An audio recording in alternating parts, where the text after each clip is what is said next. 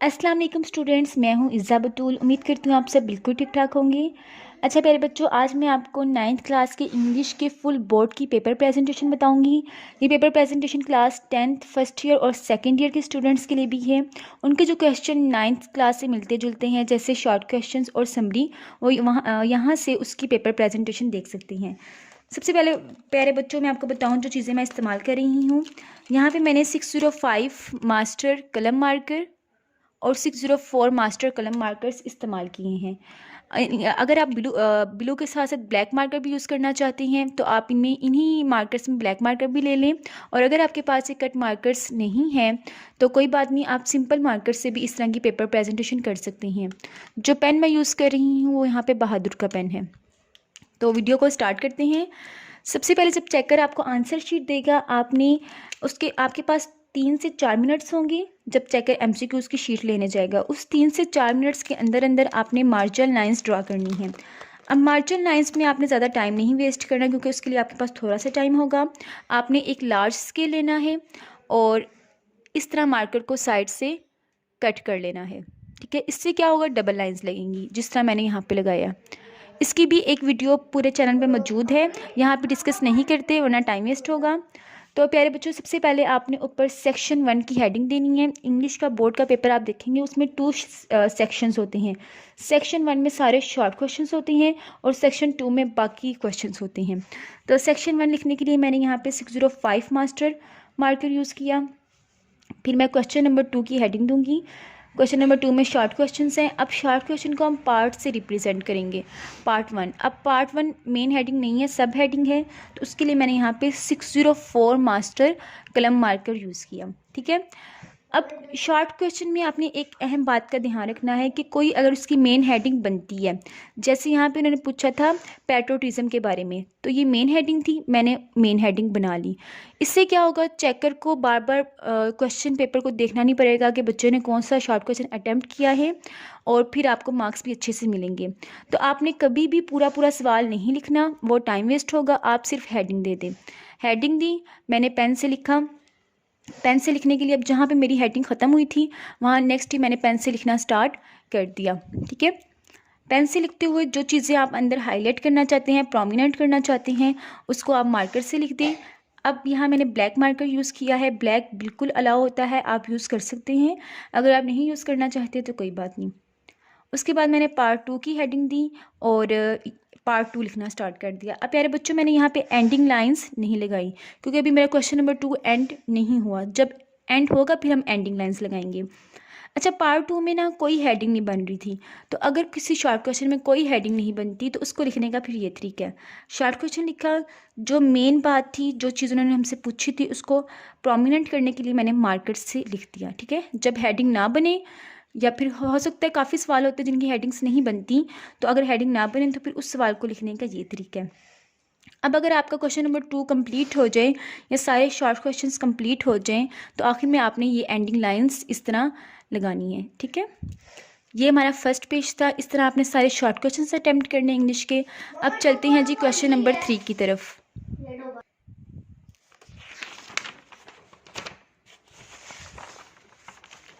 देखिए, अब section 2 start हुआ था। सेक्शन 1 मैंने आपको बताया शॉर्ट क्वेश्चन था। सेक्शन 2 की हेडिंग मैंने दी 605 मास्टर कलम मार्कर से। अगर आपके पास ये मार्कर्स नहीं है तो आप सिंपल मार्कर से भी सेम इस तरह की हेडिंग्स दे सकते हैं। सेक्शन 2 की ब्लू से ही लिखा। अब क्वेश्चन नंबर 3 था ट्रांसलेशन का, तो क्वेश्चन नंबर 3 को मैंने 605 मास्टर से लिखा। ये जो राइटिंग है, अगर आप ये देख के परेशान हो रही हैं कि हम इस तरह की राइटिंग कैसे करेंगे पेपर में, तो प्यारे बच्चों, ये राइटिंग मैं अपने चैनल पे बाकायदा सिखा रही हूँ। वहाँ से आप सीख भी सकती हैं और इस तरह की पेपर प्रेजेंटेशन कर भी सकती हैं। ठीक है, अब 9th क्लास में जो ट्रांसलेशन आती है उसमें चॉइस होती है, तो इसलिए ऊपर मेंशन करना ज़रूरी है कि हम कौन सा पैराग्राफ कर रहे हैं, कौन सा पैसेज कर रहे हैं। अगर पैसेज नंबर ए कर रही हैं तो ए की हेडिंग दी, और अगर आप ये लाइन लिखना चाहते हैं थोड़ा सा स्टार्टिंग पॉइंट पैसेज का और थोड़ा सा एंडिंग पॉइंट, तो ये आप इस तरह लिखेंगे। ठीक है, डॉटेड लाइन लगा के स्टार्टिंग पॉइंट और एंडिंग पॉइंट। ये अगर आप ना भी लिखें तो कोई बात नहीं। फिर हम तर्जमे की हेडिंग देंगे। तर्जमा लिखते हुए आपने पेन की जो उर्दू की राइटिंग है उसको अच्छी तरह ध्यान से लिखना है, क्योंकि जो उर्दू की राइटिंग है वो बहुत मैटर करती है। उर्दू की राइटिंग अगर आपकी पेन की अच्छी नहीं है तो उस पर एक ऑलरेडी वीडियो चैनल पे मौजूद है, आप वो वीडियो लाजमी देखें। उसमें मैंने 10 पॉइंट्स बताए हैं जिनको फॉलो करके आपकी पेन की राइटिंग बहुत ज़बरदस्त हो जाएगी। अब यहाँ पे मेरा एक तर्जमा कंप्लीट हुआ। सेकंड मैंने तर्जुमा लिखना था, तो मैंने अब अगर फॉर एग्जांपल मुझे जो पैसेज बी है वो नहीं आता तो मैंने सी लिखा। अब सी के साथ मैंने एंडिंग लाइंस लगा दी। ये जो एंडिंग लाइंस और चीज़ों को अंडरलाइन करना है ना, ये आपने साथ साथ नहीं करना। जब पेपर कंप्लीट हो जाएगा फिर मैं आपको बताऊँगी ये आपने कैसे करना है। नेक्स्ट पैराग्राफ मैंने शुरू से लिखा, थोड़ा सा लास्ट से लिखा और तर्जमा उसका लिखना स्टार्ट कर दिया। अगर उसका तर्जमा यहाँ पे कंप्लीट हो तो आप इस तरह यहाँ पे एंडिंग लाइंस अभी नहीं, पेपर के लास्ट पे लगाएंगे, ठीक है। अब चलते हैं जी क्वेश्चन नंबर 4 की तरफ। जी क्वेश्चन नंबर 4 था समरी का। अब समरी का क्वेश्चन आता है, 5 नंबर का सवाल होता है, जिसमें अगर हमने बहुत अच्छी समरी लिखी हो तो 4.5 मार्क्स हमें आसानी से मिल सकते हैं। तो समरी लिखने का क्या तरीका है? सबसे पहले आपने ऊपर क्वेश्चन नंबर 4 की हेडिंग, तो जी जो समरी का क्वेश्चन है 605 मास्टर कलम मार्कर से, फिर समरी की हेडिंग दी और फिर डैफोडिल्स लिखा। अच्छा प्यारे बच्चों, समरी में कोई चॉइस नहीं होती, एक ही समरी आती है जो आपने लिखनी होती है। तो लेकिन फिर भी हम अपने पेपर को खूबसूरत बनाने के लिए ऊपर मेंशन कर देते हैं कि हम क्या लिख रहे हैं।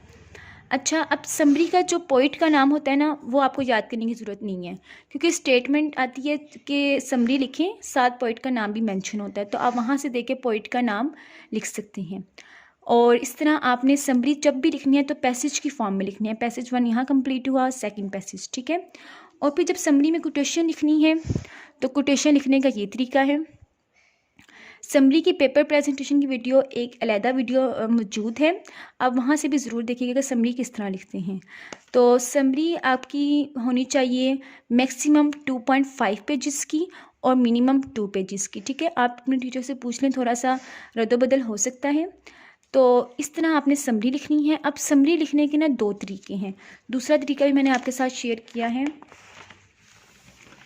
वो ये है कि आप पोइट्स की नेम की हेडिंग दें, पोइम्स के नेम की हेडिंग दें और दोनों के नेम्स अलग-अलग मेंशन करके लिखें।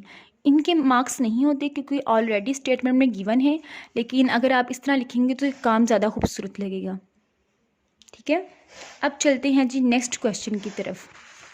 क्वेश्चन नंबर 5, 4 के बाद 5 था, लेकिन वो मैंने अभी अटैम्प्ट नहीं किया, मैंने पहले 6 किया है।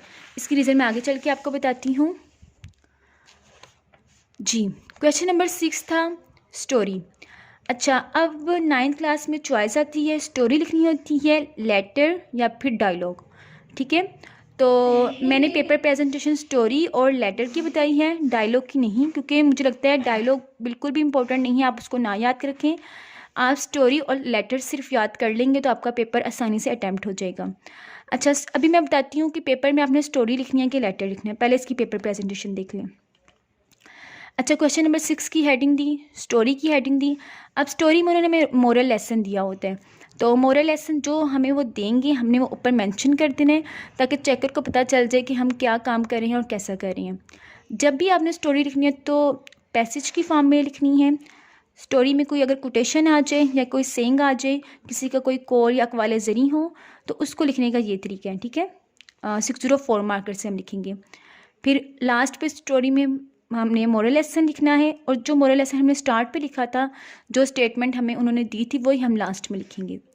स्टोरी की जो लेंथ है वो आप इस तरह करें 2.5 पेजेस की मैक्सिमम है, मैक्सिमम लेंथ मैंने आपको बताई है। तो स्टोरी तकरीबन 8 मार्क्स की होती है, ठीक है। और स्टोरी को लिखने का ये तरीका है। मैंने सारी स्टोरी अटैम्प्ट नहीं की, मैंने बस आपको पेपर प्रेजेंटेशन बताई है। अब चलते हैं जी लेटर के तरीके की तरफ।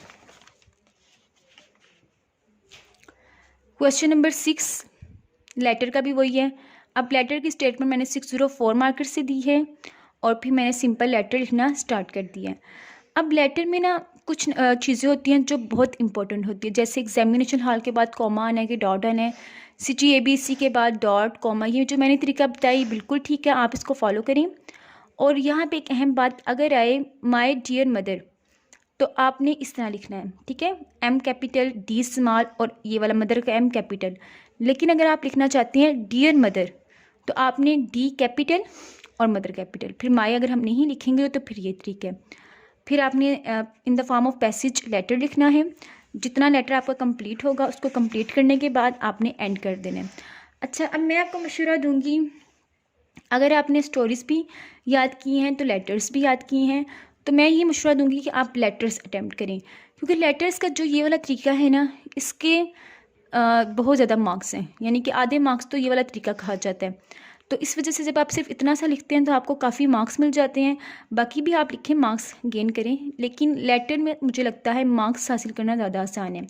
लेकिन स्टोरी में अगर आप सारी स्टोरी लिखते हैं ना, तो अगर चेकर का दिल चाहा तो उसने 8 नंबर दे देने हैं पूरे, अगर उसका दिल चाहा तो उसने 6 दे देने हैं, उस पर डिपेंड करता है। लेकिन जो लेटर है उसके अलग-अलग मार्क्स हैं, यानी कि इस लाइन का अलग मार्क्स है, इस लाइन का अलग, हर एक के अपने अपने नंबर हैं। तो इसलिए मैं कहूँगी कि आप लेटर अटैम्प्ट करें। और डायलॉग की तरफ तो बिल्कुल ना जाएं, वो तो ज़रूरत नहीं है याद करने की, सिर्फ 2 चीज़ें याद करें और अपना टाइम ना वेस्ट करें। अब चलते हैं जी इस पॉइंट की तरफ। फॉर एग्जाम्पल हमारा लेटर यहाँ तक आया है, मैंने सारा लेटर नहीं लिखा, मैंने सिर्फ आपको समझाने के लिए थोड़ा सा लिखा है। तो उसके बाद जो स्पेस बची है पेपर में, जो स्पेस बची है, आपने कभी भी इस तरह नहीं करना कि अगर आपका कोई क्वेश्चन हाफ पेपर में कंप्लीट हो रहा है तो बाकी हाफ पेपर को आप छोड़ के नेक्स्ट क्वेश्चन नेक्स्ट पेज से स्टार्ट करें। जो जगह बची है उसको यूटिलाइज़ करें। एक तो पेपर इतने ज़्यादा नहीं होते, दूसरा जब चेकर देखेगा कि बच्चे ने इतना छोड़ छोड़ के लिखा हुआ है तो अच्छा इंप्रेशन नहीं पड़ता। अब जैसे मेरा यहाँ पे लेटर ख़त्म हुआ, मेरे पास काफ़ी स्पेस थी, तो मैंने वो लॉन्ग क्वेश्चन अटैम्प्ट किया जो ज़रा छोटा सा था। तो ये होते हैं ट्रांसलेशन इनटू इंग्लिश, ये आपको आती हैं 5, आपने अटैम्प्ट करने होते हैं, एक एक लाइन की ये होते हैं। तो मैंने सोचा कि इतना पेज है तो इसमें ये आसानी से पूरे आ जाएंगे, इसलिए मैंने फिर इनको यहाँ पे लिखा। आपने भी इसी तरह करना है कि जहाँ पे थोड़ी कम स्पेस रह जाए वहाँ से ये वाला शॉर्ट क्वेश्चन ये वाला क्वेश्चन लिखना स्टार्ट कर दें। सबसे पहले ऊपर क्वेश्चन नंबर 8 की हेडिंग दी, ट्रांसलेशन इनटू इंग्लिश की स्टेटमेंट लिखी।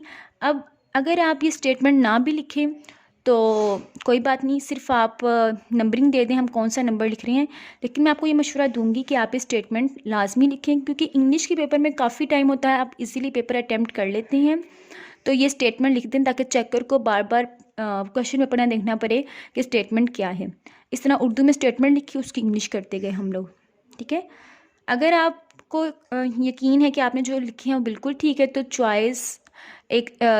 चॉइस बेशक आप छोड़ दें, लेकिन मैं आपको ये मशवरा दूंगी कि अगर आपको चॉइस आती भी है तो आप वो लाजमी लिखें, चॉइस में ना 1-2 चीज़ें छोड़ा करें, ठीक है। अब चलते हैं जी क्वेश्चन नंबर 7 की तरफ। कंप्रीहेंशन जो आती है, एक पैसेज होता है जिसमें से हमें शॉर्ट क्वेश्चन ढूंढ के उनका आंसर लिखना होता है, उसको लिखने का ये तरीका है। अब मैंने पूरा क्वेश्चन नहीं लिखा, QUESTION, मैंने सिर्फ क्वेश्चन नंबर 7 लिखा है क्योंकि फिर इस पेज में ज़्यादा सी हेडिंग्स हो जानी थी, इसको मैंने मेन प्रोमिनेंट करके लिखा। अब पैसेज जो है ना वो आपने सारा नहीं लिखना, आप थोड़ा सा शुरू से लिख दें, थोड़ा सा लास्ट से, और दरमियान में डॉटेड लाइन्स, ठीक है। आंसर्स की हेडिंग दी। अब इस सवाल के भी जो स्टेटमेंट है शॉर्ट क्वेश्चन की वो आपने नहीं लिखनी, ठीक है। जो स्टेटमेंट है वो हम नहीं लिखेंगे, हम सिर्फ आंसर्स लिखेंगे और हम ऊपर पॉइंट्स बताएंगे, पॉइंट 1 2 3 4 5, ठीक है। इस तरह लिखने के बाद अच्छा इसमें ना अगर कोई कॉमास वाली बात है तो उसको फिर हम इस तरह लिखेंगे, जैसे ये बात थी तो इसको मैंने प्रोमिनेंट करके लिख दिया। अब चलते हैं जी लास्ट क्वेश्चन की तरफ जो हमारे थे ईडियम्स। अब ईडियम्स मैंने सबसे लास्ट पे क्यों अटेम्प्ट किए हैं, जो पैटर्न मैंने आपको बताया है क्वेश्चन का कि क्वेश्चन पहले 2 किया, फिर 3 किया, फिर 4 किया और क्वेश्चन नंबर 5 लास्ट पे किया, तो यही तरीका आपने भी रखना है पेपर में, ठीक है। आप ये क्योंकि इससे आपका टाइम भी मैनेज हो जाएगा और जो चीज़ें आपको थोड़ी भूल रही हैं वो आप पेपर के लास्ट में करेंगे। क्वेश्चन नंबर 5 की हेडिंग दी, ईडियम्स की हेडिंग दी। अब ईडियम्स की अगर आप ये स्टेटमेंट ना भी लिखें तो चल जाएगा काम, लेकिन मैं आपको ये मशवरा दूंगी 2-2 वर्ड्स हैं, आप इनको इस तरह लिख दें, ठीक है। 5 ईडियम्स करने होते हैं, तो अगर आप चॉइस पे ना छोड़ें तो ज़्यादा बेस्ट है, आप सारे ईडियम्स कर दें अगर आपको आते हैं, तो इस तरह आपका लास्ट वाला पेज भी बहुत खूबसूरत लगेगा, ठीक है। अब प्यारे बच्चों चलते हैं जी, हमारा पेपर सारा कंप्लीट हो गया। अब हमने क्या करना है, अब हमने मार्कर पकड़ना है, वही वाला जिसको हमने साइड से कट किया था, ये वाला, ठीक है। स्केल लेना है और फटाफट हमने ना ये वाली लाइंस ड्रा करना स्टार्ट कर देनी है, अंडरलाइंस करना है चीज़ों को, ठीक है, जिस तरह मैंने किया हुआ है। सारे पेपर को आपने इस तरह अंडरलाइंस कर लेना है। इससे आपकी इस स्केल को यूज़ करने से आपका टाइम भी नहीं वेस्ट होगा, सॉरी इस मार्कर को, और आप 5 से 6 मिनट के अंदर अंदर सारी लाइंस लगा देंगे। अब प्यारे बच्चों यहाँ पे ये पेपर प्रेजेंटेशन कंप्लीट होती है। दुआएं शायद पढ़ के जाएँ, पेपर में अच्छी सी तैयारी करके जाएं। मैंने अल्हम्दुलिल्लाह सारा तरीका बता दिया है। जिस चीज़ की समझ नहीं आ रही नीचे कमेंट करें। और पेपर को आपने 2 से 3 दफ़ा लाजमी रीड करना है। इंग्लिश के पेपर में काफ़ी ज़्यादा टाइम होता है, आराम आराम से लिखें, कोई जल्दी नहीं है। साथ साथ पढ़ते जाएँ, साथ साथ आप लिखते जाएँ। लेकिन मैं यही कहूँगी कि एक दफ़ा इस पेपर प्रेजेंटेशन की प्रैक्टिस लाजमी करें। इससे आपको अंदाज़ा हो जाएगा कि आपने बोर्ड का पेपर किस तरह अटैम्प्ट करना है। अपना ढेर सारा ख्याल रखें, दुआओं में याद रखें और जल्दी से चैनल को सब्सक्राइब कर दें। अल्लाह हाफिज़।